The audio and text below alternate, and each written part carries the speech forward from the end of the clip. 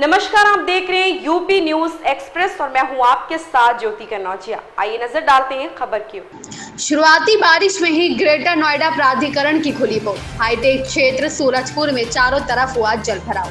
Motorcycle auto भी डूबे। स्कूली वाहन भी भारी बारिश के चलते हुए खराब। सड़क पर चारों तरफ पानी ही पानी नजर आ रहा है।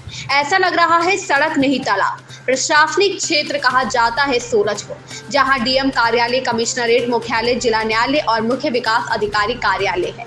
आसपास रहने वाले लोगों को होती है परेशानी। प्राधिकरण हर साल वाटर लॉगिंग की समस्या को दूर करने के लिए खर्च करता करोड़ों रुपए। धरातल पर कुछ भी नजर नहीं आता है।